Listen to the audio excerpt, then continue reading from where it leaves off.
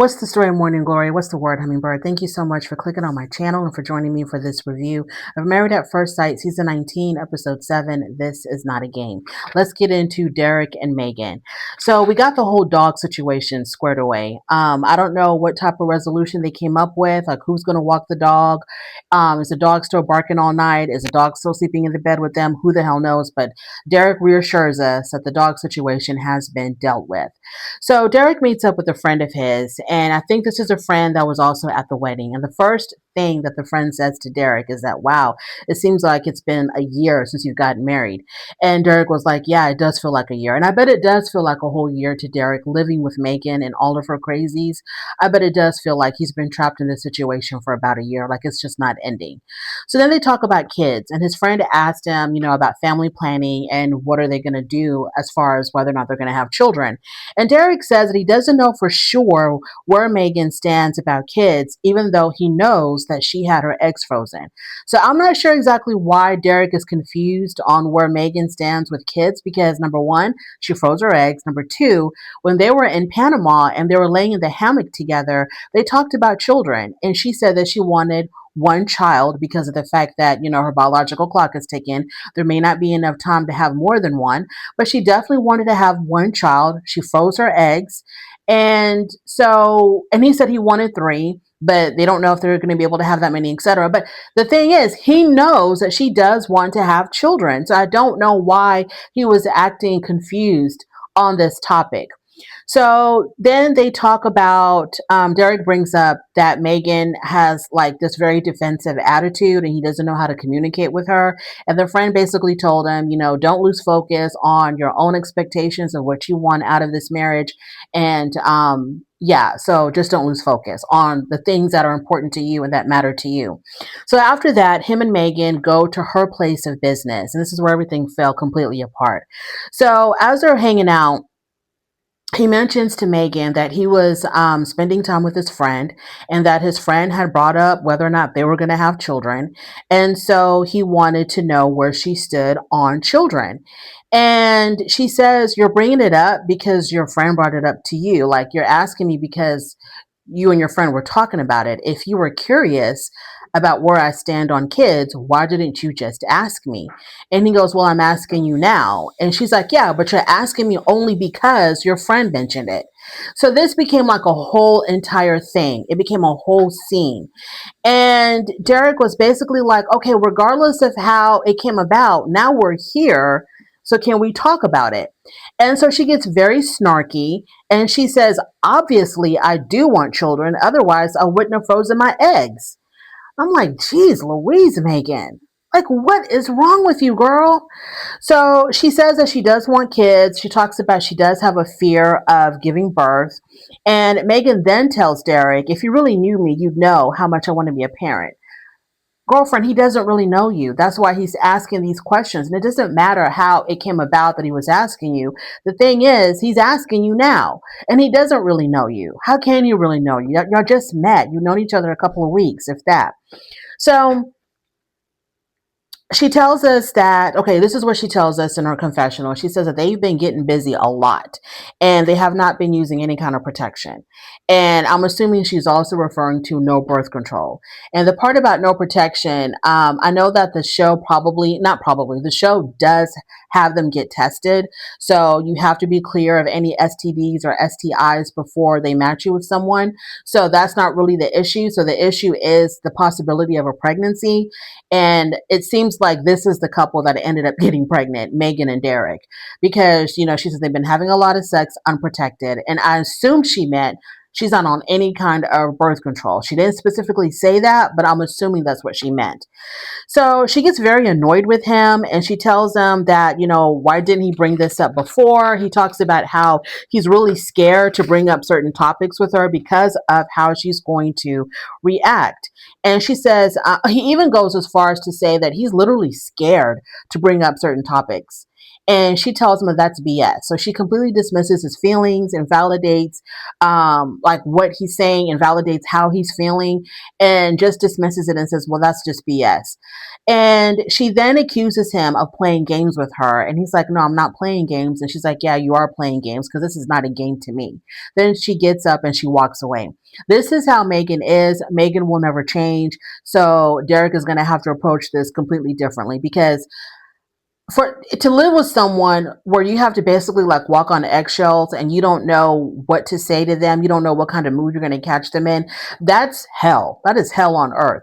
That is not a relationship. That to me, that's emotionally abusive, where you cannot feel comfortable enough with your partner to bring up important topics because you're scared to death of how they're going to react. So like I said, I'm not an advocate of telling people just get a divorce, break up with them. I feel like you need to work it through, but I don't think Meghann is going to change in this setting. So there's nothing to work through. They don't have the resources to give her the help that she needs. So there's nothing to work through. If Derek decided to leave before decision day, I would probably stand up and give him a standing ovation or a round of applause. So it's girls' night and guys' night. So when Meghann is hanging out with the other women, all the women talk about where they're at in their relationship. And for the most part, everybody's happy with their partners. When it came to Meghan's turn, she really didn't say much. She just gave like a very generic answer that really did not give any kind of insight into exactly how she's doing with Derek. And she left it at that. She later on tells us in her confession that the reason why she didn't want to go into too much details about her problems with Derek, with the other women, is because she felt like it was none of their business and it was strictly between her and Derek. At guys' night, when it came to Derek's turn to talk about where he's at with Meghann, he also didn't say too much. He said a little bit more than Meghann, and he basically was like, yeah, we're going through some challenges, we're trying to process a couple of things, but he also didn't go into a lot of detail. After guys' night and girls' night, Derek and Meghann are back at their apartment. They're sitting in the kitchen at the counter, and she's there with her dog. And he asked Meghann, what did you tell the other women about us? And she was like, I didn't tell them anything because it's none of their business. And she says that she is still trying to process everything after their big argument. Now, then she gets up and she walks away, okay, because I think he wanted to know, like, where are we at now, how are you feeling, or something like that. And she was still upset about their fight, so she gets up and she walks away. She walks into the bedroom and she closes the door, and Derek is left by himself in the kitchen. Then a couple of minutes later, she opens the bedroom door and she beckons him to come into the bedroom with her. So he gets up, he joins her in the bedroom, she shuts the door, and they start to argue. They didn't want to argue, or she didn't want to argue in front of the camera, but I guess she forgot that they were both still mic'd up. Their mics were still on, so we heard everything. And because Meghann is irrational and she doesn't make any sense to me, I don't know why certain things bother her the way they do. I don't know where she's coming from. I cannot relate to Meghann or empathize with Meghann. So whatever she was saying to Derek in that bedroom, I have no idea what she was talking about.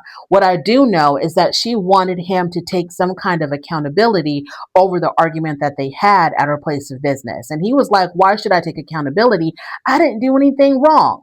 So I guess to her, the fateful mistake that he made was to tell her, well, me and my friend were talking about this, so how do you feel about kids? I guess that's what really pissed her off, and she felt like, if it was bothering him, he should have just brought it up on his own without his friend needing to prompt him. And this is completely, like, it doesn't make any sense to me. It just blows my mind that it bothers her this much. I think she knows that she is unapproachable. She knows that he's scared to talk to her because of her reaction. She knows this.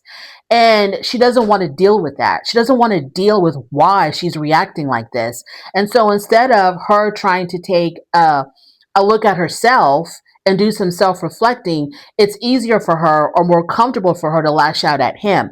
But she knows that the problem is within her. She knows that the way she's acting is completely abnormal. But instead of trying to figure out why she's acting like this, she'd rather just lash out at him and just continue to push him away. Meghann is a very attractive woman. She's a very accomplished woman, but like at the rate that she's going, if having a long-term commitment is her thing, if that's what she really wants out of life, it's just not going to happen until she gets help, because nobody can put up with this and nobody should put up with this. This is emotional abuse. This man is in an abusive relationship with this woman. And if he decided to leave right now, I wouldn't fault him at all. Let's move on and talk about Josh and Jaylen. So for the most part, Josh and Jaylen are doing good. There are just a couple of things that I kind of like have questions about. So first of all, Jaylen meets up with her mom because Josh, Jaylen, Belinda, and Chad all had like a crawfish boil. And at some point, Jaylen and her mom, they go off to have a conversation in private. And they talk about the postnuptial agreement that Josh wants Jaylen to sign. And her mom tells her to make sure that in that agreement that Jaylen is protected, because if she's going to end up being a stay-at-home mom, certain things have to be in place to protect her. And Jaylen says that she really has no intention of being a stay-at-home mom because of what she witnessed with her parents. So it seems like Belinda, when she was married to Jaylen's dad, she was a homemaker. She stayed at home with the kids or whatever. And when Belinda divorced her husband, when they got a divorce, she was left with nothing, I'm assuming, and she had to go back into the workplace and try to make it on her own after being home for so many years raising children. And that must have been very difficult for Belinda. It must have been like a huge shock for Belinda to have to go out there and fend for herself after being a stay-at-home mom for like so many years and raising her kids all the way up into adulthood. So Jaylen doesn't want that for herself. She wants to be better prepared. She doesn't want to be caught up in a situation like that. So she tells her mom, well, I have no intentions of being a stay-at-home mom. I have every intention to work for myself and to make sure that I have my own money. But then she had this look on her face like she was really worried about something. And this is the first time that I've noticed that I saw Jaylen not her regular happy, cheery self. So later on, Dr. Pia makes a visit to their apartment, and Jaylen and Josh, and Dr. Pia wants to play this game to see where do they stand on certain major topics. Like, are they in alignment or are they completely opposite on certain topics? So one of the question was, I think it has something to do with, are you still in communication, or how do you feel about still keeping communication with your exes? And Belinda said that she has cut off all of her exes, no communication, no social media following at all. Josh said that him and his ex are friends on social media. Okay. And so when Josh found out that Jaylen has cut off all communication and cut off all contact with her exes, he says, well, I think I'm going to unfollow her, and I'm going to cut off all communication with her. And I was just kind of like, yeah, that's a good idea. I know that makes her feel more comfortable and more secure, but I mean, like, you're doing it just because. And she didn't even say. The thing is, Jaylen didn't even tell him, hey, I would prefer for you to not have any contact with her. She said nothing, but she did give a look. When he said that he was still friends with his ex on social media, she kind of gave this look of like concern, or she was like questioning it. And he picked up on that immediately. And he was like, well, okay, I'm going to just unfollow her and cut off all contact with her. I don't have an issue with him cutting off contact with his ex. I'm just trying to figure out, are you doing this because you really know that you should do this? Or are you doing this because you're looking at her and she's reacting and you're like, uh-oh, I don't want to be in trouble, so I better go ahead and take care of this. And the reason why I say that is because if he truly wants to cut off communication with his ex, that's great. I don't want him to do it because he's in fear of how she's going to take it. But then deep down inside, he still wants to communicate with his ex, even if it's completely platonic. So after that, they talk about finances, and they talk about the postnuptial agreement. That topic comes up. And Jaylen says that after seeing what her mother went through with her dad, she made a conscious decision that she was going to be the complete opposite of her mom, and that she was not going to depend on a man for anything, and that she was going to work hard for her own money, and she was going to be as independent as possible financially. So no matter what happens, she's got it. She can take care of herself no matter what life throws at her. And And Jaylen says that she is okay with not having a joint account. And she said that whatever Josh has worked for and whatever he has come into the marriage with is completely his. I don't want his money. I don't need his money. I'm doing just fine without all of that. So Josh was really impressed with her answer, that he went as far as to say that he changed his mind about the post-nuptial agreement. And Dr. Pia was like, just like that? And he was like, yeah, I don't need it. And then Dr. Pia said, but what about your business partner? Because Josh made a big deal at their wedding, or a little bit after their wedding. He made a big deal about how he wants her to sign this post-nup, and because he's in business with, he's got business partners. And so his partners made it a really big deal that this post-nup is signed to protect their interest in the business. And it was a big deal to Josh because he was so nervous about it. And it made her nervous about it. But she was like, yeah, I'll sign whatever you want me to sign. No issue. So now in front of Dr. Pia, he's like, well, I changed my mind about it. And so when Dr. Pia asked him, what about your business partners? I couldn't quite hear him. I don't know if he said that, well, we're going to have a conversation about it. Or did he say, we had a conversation about it? I couldn't quite pick it up. And I did rewind that scene multiple times, but I couldn't catch it. So he made it seem like he already talked to his partners about it, and they're like, cool, whatever. And it's all good. Like, she doesn't have to sign a post-nup, which is great that, he has enough trust in her to not worry about her taking his money and taking his business if they should ever get a divorce or whatever. But at the same time, you don't know her. You don't know her that well. And you don't want to tell her to sign and then say, oh, I've changed my mind, you don't have to sign. And then as you get to know her better and you realize, okay, maybe I should have had her sign, come back to her again and say, oh, remember how I said you didn't have to sign it? Well, I think you need to sign it now. You don't want to be all wishy-washy like that. You want to stand on business. I think he still should have her sign it just to appease his partners, okay? Make sure that their stuff is protected. And you don't know her. So you don't know how she's going to be in the future. And a post-nup can have just exactly what you want in it. It doesn't have to say she can't have any of my money. It can say she can have whatever she wants from me if it ever should come to that. But as far as the business and anything related to the business, Jaylen cannot touch because, I have business partners and whatever. So you can write it out however you want to write it out to where the business will never be hers, but everything else you have can be hers. If that's, if you feel like, you trust her that much or whatever. I don't know. I thought that was really strange. How he just like boom, like completely switched, did a complete 360 on us, and it really didn't make any sense because, like I said, the guy was stressed about that post-nup, but he says it's no longer an issue and she doesn't have to sign it. Moving on to Belinda and Chad. So, like I said, Belinda, Chad, Jaylen, and Josh had a crawfish boil. And Belinda had told her daughter that Chad had already told her that he loved her. And she didn't say it back because it didn't feel natural to say it back at that time. But she knows that there will come a time when it does feel natural and she'll end up saying it so that it could mean a whole lot more. Jaylen says that she's never... Okay, so then...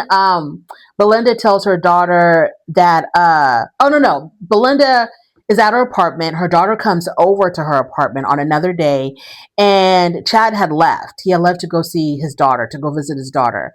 So Jaylen notices a note on the kitchen counter, and it's a note that Chad had left for Belinda. And it was basically a love note saying, I love you, I'll miss you, and I can't wait to see you when I get back, or something like that.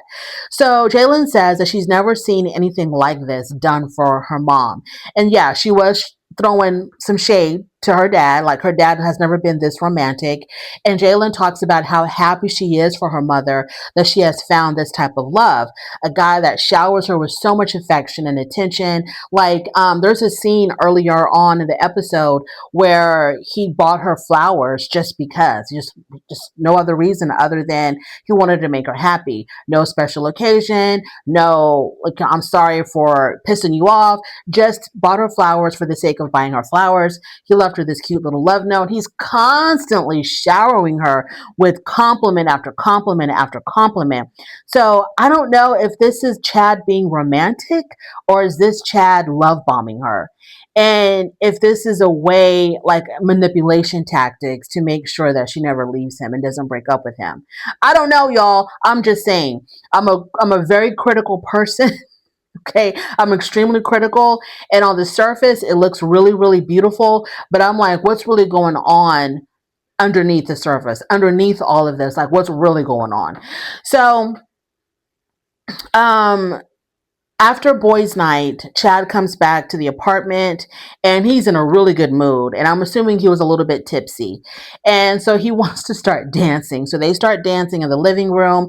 He's showering her with compliments, telling her how beautiful she is, constantly kissing her, complimenting her. And I thought that for a second there, I thought she kind of like had a look of annoyance, but maybe I was wrong because he tells her, I love you. And then she says it right back. And remember, she said that she wasn't going to say it until it felt natural and organic. So I guess it felt right for her to say it at that time because she did respond and say, I love you right back to him. Moving on to Britney and Will. Okay, thank God Britney and Will are over their intimacy issues. They are moving full steam ahead. They got it on and popping, okay? And both of them are very satisfied. So Britney says that her and Will are progressing really well in their relationship. There's a scene where she's cooking dinner for him, and during dinner, while they're eating dinner, I guess like a strand of her hair fell on her plate, and Will removed it. And then she asked him if her shedding hair bothered him, and he was like, "Of course, it doesn't bother me. You can't control it. Your hair sheds, it sheds." And then she asked him, well, does anything bother you? Because whenever she's asking him, like, if there's anything that bothers him, he's always like, no, everything is fine. Everything is cool. Nothing ever bothers Will. So she asked him, well, does anything bother you at all? And he said that the only thing that really, and the only reason why he gave her an answer was because she was really pushing him to answer. Otherwise, I don't think he would have said anything. But he says, okay, if I have to say anything that bothers me, I will say that it does bother me when you constantly repeat yourself over and over again. Okay, fine, no big deal. So Will is going to be gone for a couple of days for work, and so they're both sad about that. So he ends up leaving for his job. He's gone for like almost a week or something, and during his absence, there's a scene where they're FaceTiming each other. So she's laying in the bed and she's FaceTiming her husband, and she asked him, how are things going? How's work? Okay, fine. And then she asked him, did you have dinner? And he said, yes, I had steak. And then she asked him if he was being social. And he goes, I mean, I was sitting right next to people, so I had to talk to them. Now, let's pause right there. This is probably Cookie putting 20 on 10.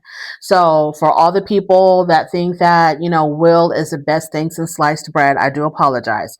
But this is the way Will talks that kind of irks me, okay? Very sarcastically. And for him to say, well, when she asked him, are you being social? Why couldn't he just say, yes, I'm being social? But instead he was like, well, of course I have to. There was people sitting right next to me. I know it's not in the scheme of things. It is not a big deal. This is not a red flag at all. It's not any kind of flag. It doesn't mean that she needs to go run for the hills and file for divorce immediately. I'm not saying any of that. It's not that dramatic. It's not that crucial. But that he talks like that a lot, I've noticed, and that irks me.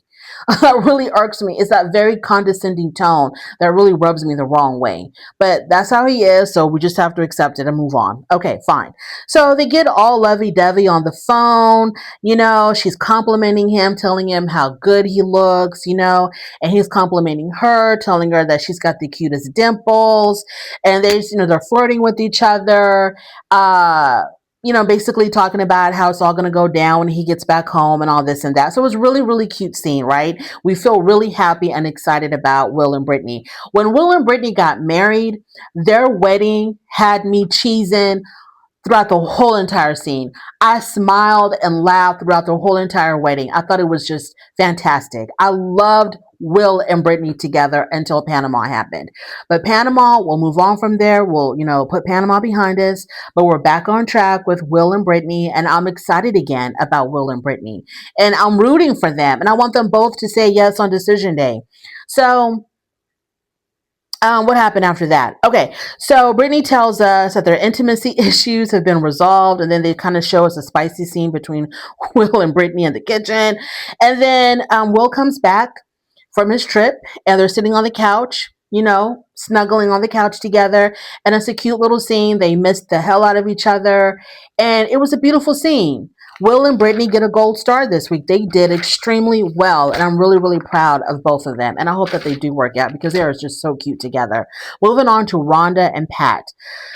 Things are back on track with Rhonda and Pat as well after their visit with Dr. Pia. Because remember, your girl Rhonda had a whole breakdown in front of Dr. Pia because Pat had said that sometimes I'm scared to bring up certain topics with you. It's kind of like, Derek and Meghann 2.0. He tells her, sometimes I'm scared to bring up certain topics because your personality is so big. It's a little bit intimidating. And she got upset about that. And she was like, that's the whole thing that I don't understand about, men. Y'all love it when y'all meet me. My big personality. I'm boisterous. I'm loud. I'm this, I'm that. I'm spontaneous. But then, somewhere down the line, those same qualities that you loved so much about me that attracted you to me, now you're using them against me. Now I'm too loud. My energy is too big. My personality is too big, and you're too scared to talk about certain things with me. So she had a breakdown. She ended up, taking some time to herself. She left the apartment to go walk the dogs. She needed time away from him. And she also had said that she didn't feel safe. Well, now that we see Rhonda and Pat again, everything is fine. I guess they talked about it later. She told him, what can I do to make you feel safe? Because, he talked about how he's scared to bring up certain topics. And he said that what they could do is they could follow Dr. Pia's advice. Dr. Pia told them how to communicate better. Whatever she said, she gave them some type of advice. I forgot what it was, but basically just how to communicate better. After that, we see them at Rhonda's house. Now, Rhonda talked, she talked real big about how she needs her personal space. She's an independent woman. She hasn't lived with a man in so long, so she needs to always have her space. And she doesn't want to be coddled, and she doesn't want to be attached to the hip to this man. She needs to be, there are times where she's going to want to be alone. But when they were moving those big, heavy, potted plants, she needed him around. She had no problem using the hell out of him to move these really big potted plants. So they're having a conversation about living arrangements, and I guess how is it going to look like after decision day.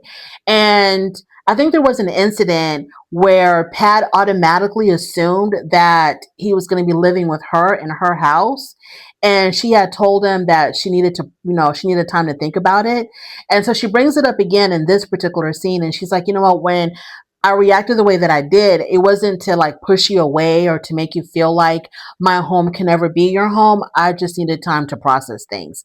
So then she gives him this story about how, with her most recent ex-husband, I think, her and her kids moved in with him. And she tried to make that home their own. Like she wanted to have the house reflect her personality and add some touches to his house to reflect that she also lives in. This was their home together. And so she bought a couple of items for the house. The man lost his mind and told her, no, you can't buy this. You can't put this in my home. This is my house, not your house. And so she never felt welcomed in his home. And so she tells Pat, I didn't want you to feel that way when I told you that I needed to process, I needed to think about it before he wanted to do something. I don't know what he wanted to do to her house. And so she was like, I don't want you to feel the way that man made me feel, I don't want to make you feel that way. So she was like, if when we do move in together, my house will be your house, so on and so forth. So what I wanted to know,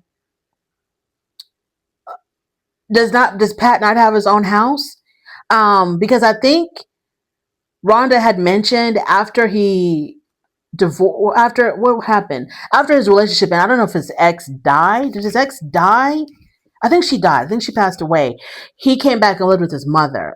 Anyways, the situation is Pat doesn't have his own house, I'm assuming. So that's why he automatically thought that they were going to live in her house together. And I don't know how I feel about that. Like, why doesn't he have his own house? Now, no, I'm sorry. I think his ex-wife, the mother of his children, died. But after that, he was in a relationship. Right before he came on Married at First Sight, he was in a 3-year relationship that ended 6 months before he signed up for Married at First Sight. And I guess when that relationship ended, within that 6 month period since it ended, he moved back in with his mom, which tells me he was living with the girlfriend, which makes me wonder, why doesn't Pat have his own house? I think that's a little bit concerning. That's a little bit concerning. I don't know. Maybe I'm being overly critical about that, but I think that a man at a certain age should have his own house and not move back in with his mother every time a relationship ends. He should have his own house by now. And is Rhonda not concerned about that? She doesn't care about that. It doesn't bother her, because it bothers the hell out of me. But whatever. To each his own. Thank you so much for joining me. I really do appreciate it. On your way out, please don't forget to rate the video. If you like this content, please subscribe to my channel, and I'll definitely talk to you later. Bye.